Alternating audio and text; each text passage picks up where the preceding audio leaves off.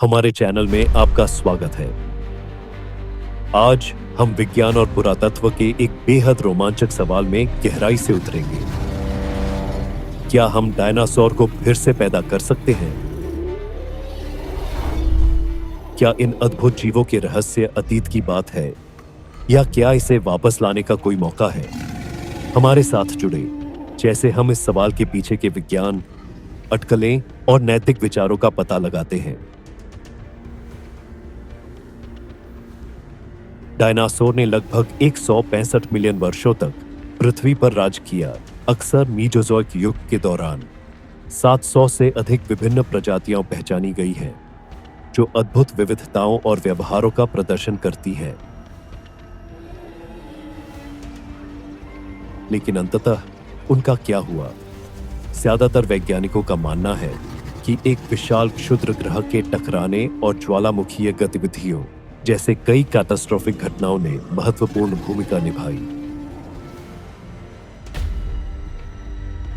जबकि डायनासोर अब नहीं है, हमें उनके पुनर्जीवित होने की संभावना पर विचार करने के लिए क्या सीखना चाहिए? डायनासोर को पुनः उत्पन्न करने के लिए पहले हमें मुख्य तत्व डीएनए को समझना होगा। हर जीव के जीवन की रूपरेखा डीएनए में होती है, लेकिन अब तक का सबसे पुराना डीएनए केवल 1 मिलियन साल पुराना पाया गया है, जो किसी भी डायनासोर से काफी युवा है। शोधकर्ताओं ने कई इनोवेटिव विचार प्रस्तावित किए हैं। करोड़ों सालों से डीएनए के निर्जीव होने के कारण हमें वैकल्पिक तरीकों पर विचार करना होगा। सीधे डीएनए निकालने के बजाय वैज्ञानिक आधुनिक पक्षियों के जीनोम का अध्ययन कर रहे हैं, जो डायनासोर के करीबी जीवित रिश्तेदार हैं। क्रिस्पर तकनीक वैज्ञानिकों को आधुनिक पक्षियों के जीन को संपादित करने की अनुमति देती है, जिससे डायनासोर जैसे गुणों को फिर से बनाना संभव हो सकता है। कल्पना करें कि एक पक्षी में वेलोसिराप्टर की तरह के पंख हो सकते हैं। हम संभवतः आधुनिक पक्षियों के जीन में संशोधन करके उनके डायनासोर पूर्वजों की विशेषताओं को फिर से पैदा कर सकते हैं। लेकिन बड़ी शक्ति के साथ बड़ी जिम्मेदारी आती है।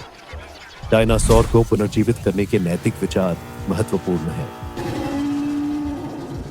यदि हम डायनासोर को वापस लाने का कोई तरीका ढूंढते हैं, तो हमें यह सवाल करना चाहिए कि क्या हमें ऐसा करना चाहिए? आज के पर्यावरण में वे कैसे जीवित रहेंगे? क्या वे मौजूदा पारिस्थितिकी तंत्र को बाधित करेंगे? इसके अलावा विचार करें पारिस्थितिकी संतुलन। कई पारिस्थितिकी तंत्र संकट में हैं, और एक शीर्ष शिकारी को शामिल करना अप्रत्याशित परिणामों को जन्म दे सकता है, न केवल डायनासोर के लिए बल्कि मौजूदा जैव विविधता के लिए भी। हालांकि डायनासोर को वापस लाने का सपना असंभव लगता है, लेकिन आनुवंशिकी अनुसंधान में प्रगति हमें कुछ उतना ही रोमांचक की तरफ ले जा सकती है। अन्य प्रजातियों का पुनर्जीवन। कल्पना करें कि ऊनी मैमथ को फिर से जीवित करना।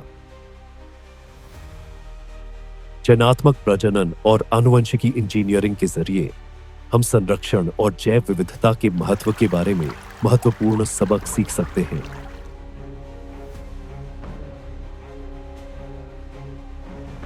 तो क्या हम डायनासोर को पुनः उत्पन्न कर सकते हैं?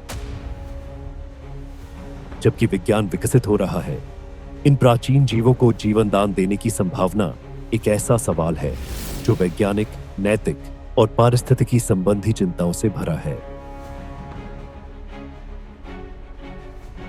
शायद हमें अतीत को पुनर्जीवित करने की बजाय वर्तमान प्रजातियों के संरक्षण और हमारे ग्रह के इतिहास को बेहतर समझने पर ध्यान केंद्रित करना चाहिए। आपकी क्या राय है?